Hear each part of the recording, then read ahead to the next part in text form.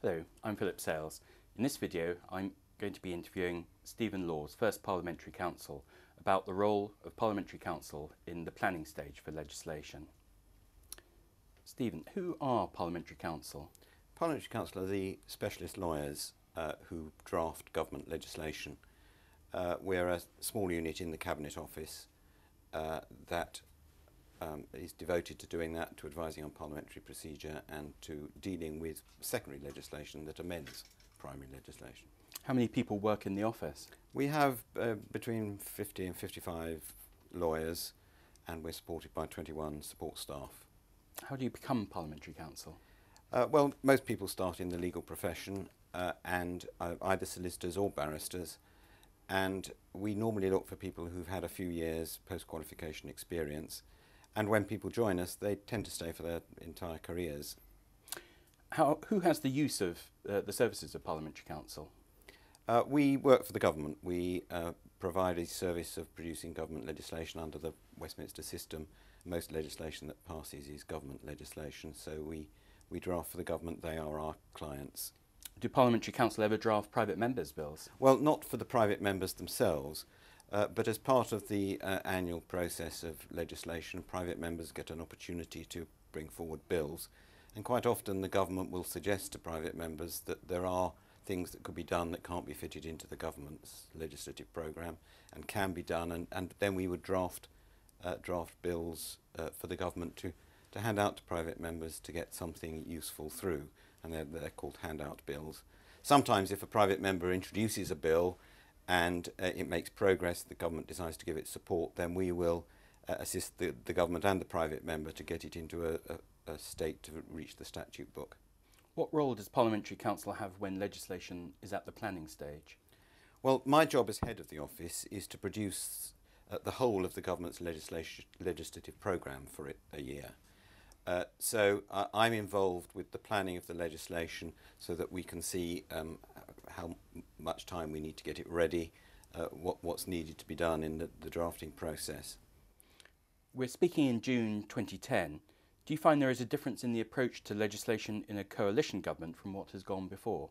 Well, it's very early days. I mean, there are changes. There are different personalities involved in the first place. So, but I think the main difference that one can attribute to the coalition is that the process of collective agreement obviously needs to be refined to reflect the fact that the government consists of two parties, and that affects legislation as it affects all government policy.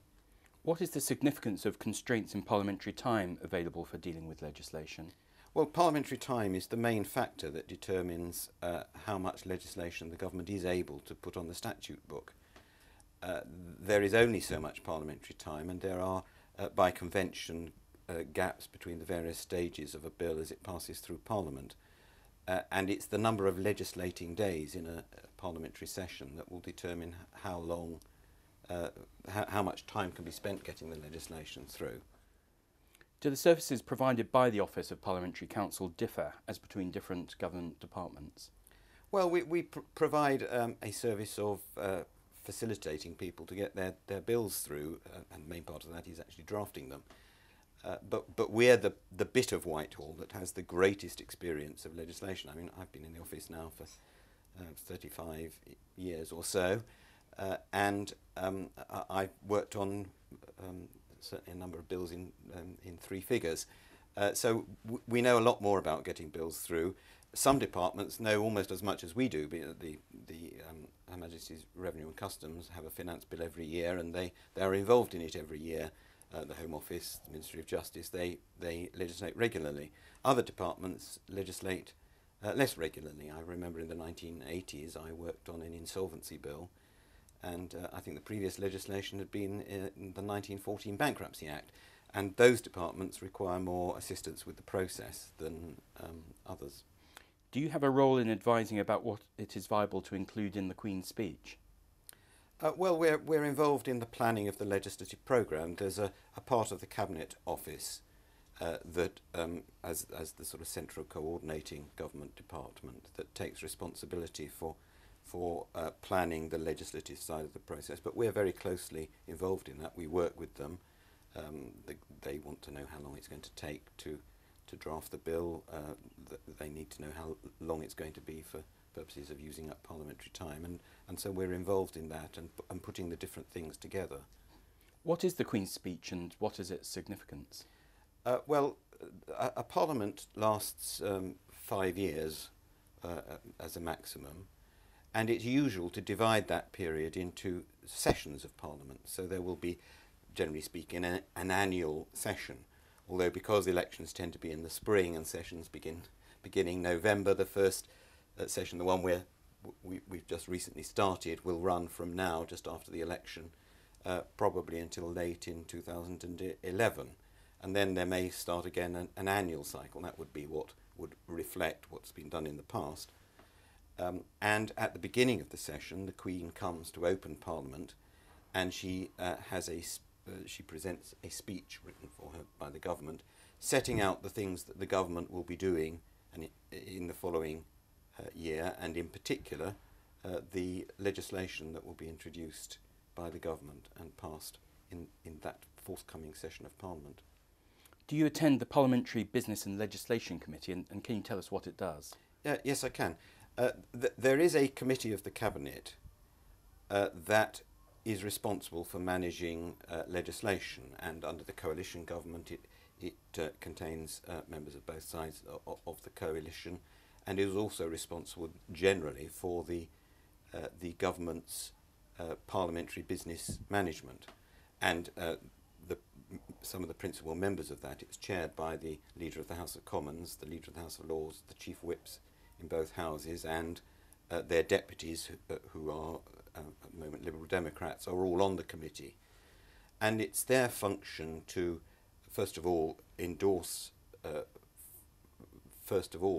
programme that's of legislation, and put it to Cabinet, and then their decisions are confirmed or ratified by Cabinet. And secondly, to manage the programme as it goes along. So they decide if a bill is ready for introduction, they decide on its parliamentary handling, and government amendments of bills that are in the House need to be cleared from a handling point of view through the Parliamentary Business Legislation Committee. The policy contents of a bill will normally be cleared through other Cabinet committees, like Home Affairs Committee or whatever is the appropriate Cabinet committee. What sort of advice would you be expected to give to the Business and Legislative Committee? Would you advise on handling strategy in Parliament? We tend to, the main reason we go, I go as First Parliamentary Counsel for general issues, and if a particular bill is being discussed, then the drafter of that bill will go along and be able to talk about the bill. And the principal question that we will be asked will be about the readiness of the bill. But there may be other issues the committee will consider its handling, and we will give advice on procedural handling matters. How do you tell if a proposal for legislation is ready to be taken forward? Well, there's always a balance. Most lawyers and drafters are perfectionists by nature, and so in some ways it will never be ready enough for the drafter. But there is an assessment that needs to be made as to whether or not the bill will stand up to debate in Parliament, and whether or not it will require lots of technical government amendments as it goes through. And there has to be a balance there, because bills are normally prepared right up to the last minute, because there is the opportunity to change them relatively easily up to the last minute, so people want to change them. There is usually a certain amount of amendment as a bill goes through from the government side, which one can compare with snagging in a building. You know, the building's finished and you have to tidy up bits and pieces because you've only been working on it up until the last minute. But sometimes there are also procedural things, and of course bills have to be drafted in order to be amended to meet the points that are made in the course of parliamentary debate. I mean, the purpose of putting a bill through Parliament is that everyone can put their views on what it should say, and so there are sometimes concessions as well. Do you ever have to advise that some proposal is not yet ready to be taken forward? Yes, that can happen. All governments have to deal with the difficulty that there is a balance to be struck between the needs of parliamentary business management, the needs to to introduce bills early so that there is the whole of the session to get them through to be debated, and the fact that sometimes policy takes a long time to develop. Lots of views need to be taken into account. So at some stage there will be a bill that has been prepared, and the question will arise, can it be introduced, or would it be better if we left it for a bit? And sometimes we say, well, the balance here is in favour of a bit more work on the bill before it's introduced. What sort of advice would you give about handling strategy in Parliament? Well, we don't advise on political handling. That's a matter for ministers. So we deal with procedural matters such as the financial rules of the House. The sort of questions that very often arise are about a question called the question of scope. If you introduce a bill on a particular topic, there will always be questions about whether other topics that aren't covered by the bill will be capable of being debated and amended by amendments made to the bill during its passage. That's a common question. Who gives you instructions for drafting legislation? Well, generally speaking, we get instructions from the lawyers in the government department who are promoting the bill. There is an exception in that some of the instructions we get for the finance bill will come from revenue and customs administrators and not for lawyers. But the process, generally speaking, is that the ministers and administrators in the department will work out the broad approach to the policy, and then they will ask their lawyers to prepare drafting instructions for us. Drafting instructions come to us, and we prepare the bill on the basis of those. What sort of things will be included in the instructions? What will they ask you to do?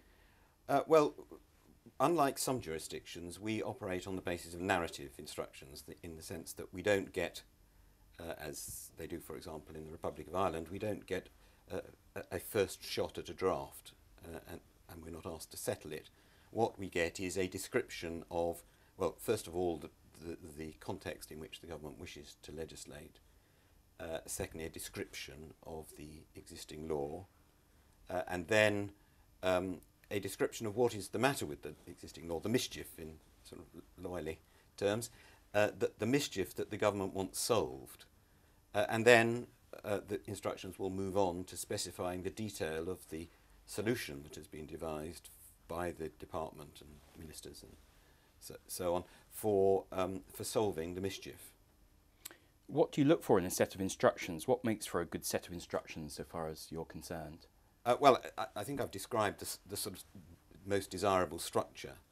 And it's very important that the whole problem should be presented to us, that all the problems should be presented to us, and that, so far as possible, what isn't presented to us is the drafting solution. And that's not a demarcation issue. It's not that we think we should be able to do the drafting and the department can't. It's that you can only really discover what is wanted if it's properly described to you. If somebody gives you a draft, it does what it does. It's either right or it's wrong, but you don't know whether it does what the person who's presented it to you wants it to do. So we like to have something that explains the whole solution and explains what's wanted, and doesn't hide the tensions within the instructions, because the process of negotiating policy often involves compromises, but it's good if the compromises are exposed so that we can see what needs to be balanced within the drafting, and we can assess whether or not maybe the compromise has resulted in propositions that are incompatible. In our next video, Stephen will be explaining how Parliamentary Counsel goes about drafting an Act of Parliament.